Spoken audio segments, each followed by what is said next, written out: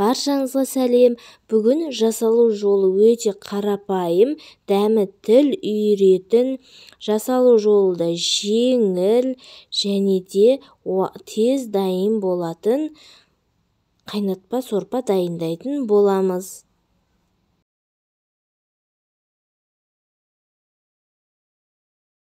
Ендеше сорпамызды бастайтын боламыз.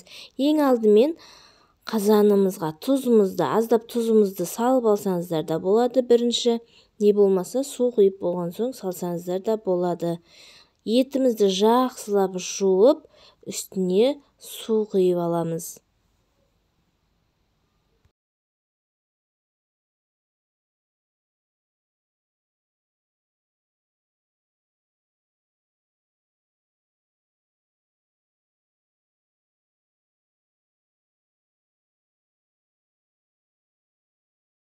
Мінекей суымызды құйып, газымызге қойдық, үстіне тұзымызды салып, қайнағанша күтеміз. Қайнағаннан соң осылай көбігін араласып кетпей тұрып алып аламыз. Бірнеше рет алатын боламыз көбігін. Бұл менде бірінші алып тұрған көбігім. Мінекей осылай жақсылап барлығын алып шығамыз.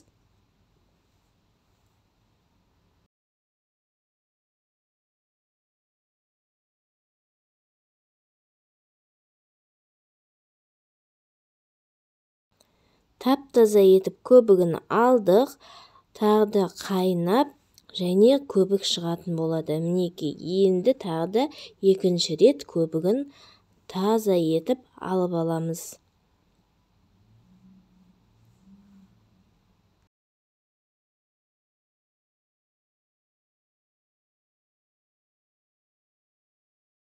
Мінекей жақсылап көбігінің бәрін алып тастадық. Ендеше пиязымызды турайтын боламыз. Өз ыңғайыңызға қарай, өз қалауыңыз бойынша турай берсеңіздер болады. Мен дәл видеода көрсетілгендей екіге бөліп турап алдым.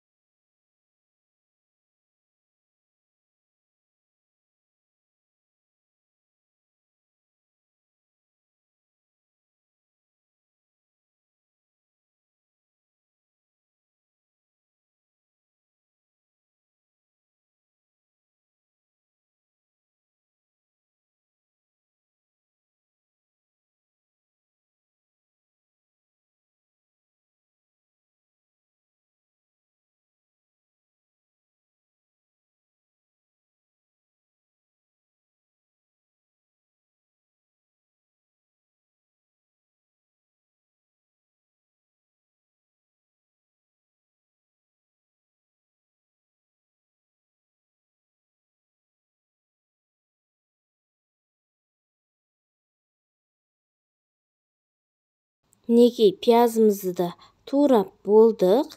Енді қайнап тұрған етіміздің үстіне ақырындап пиязымызды салып шығамыз.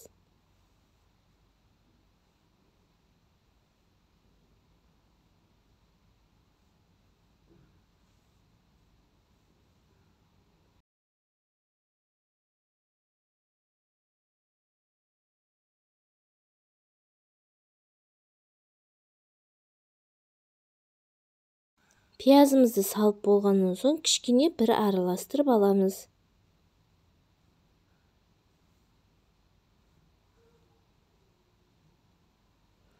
Келесі біз сәбізімізді турап дайындап қоямыз. Өз қалауыңыз бойынша турай бересіздер. Мен осылай кіші сәбіздерді осылай екі бөлікке бөлдім.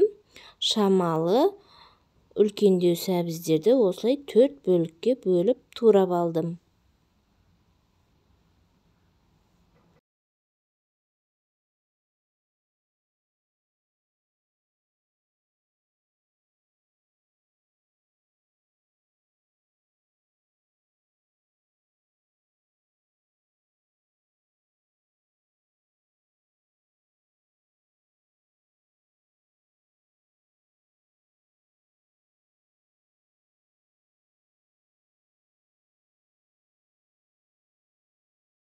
Сәбізіміз де дайын.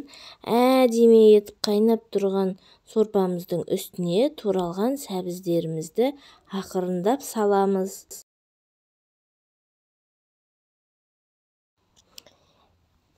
Келесі бізде помидорымызды тураймыз. Өздеріңізге қалай ыңғайлы, қалай турайсыздар, солай турай берсеңіздер болады. Мынадай түбін алып тастаймыз.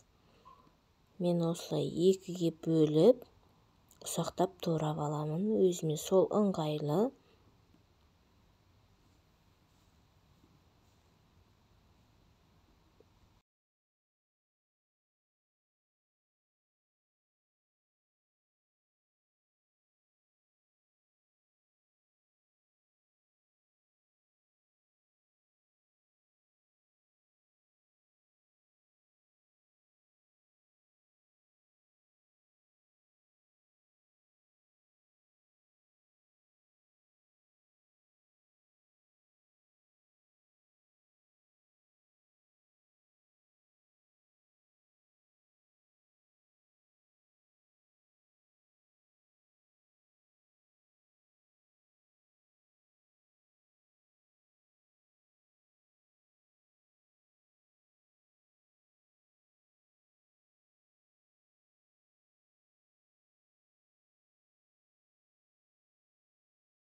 Мінекей түгел помидорымызды турап алдық. Енді осы туралған помидорымызды қайнап тұрған сорпамыздың үстіне салып жібереміз. Өте дәмді болып шығады. Сорпамыз қайнап тұрған кезде картоптарымызды тураймыз.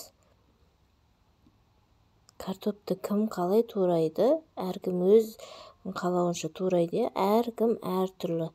Мен осылай тураймын. Қатты үлкен, қатты кішкентай емес, орташа етіп осылай турап аламын.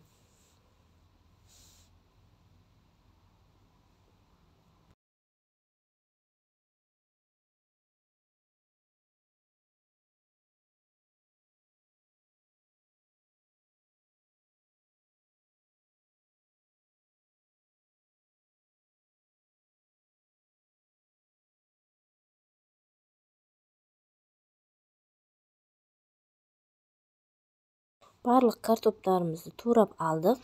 Енді сәбізіміз пісуге жақындап қалды деген уақытта үстіне туралған картоптарымызды салып шығамыз. Картоптарымызды салып, жақсылап қайнатып, барлығы піскенше қайнатамыз. Өз қалауларыңызға қарай дәмдеуіштер, лавровый лист салсаңыздар да болады. Мінекей біздің сорпамыз өте әдемі қайнап тұр. Сорпамыз дайын болды.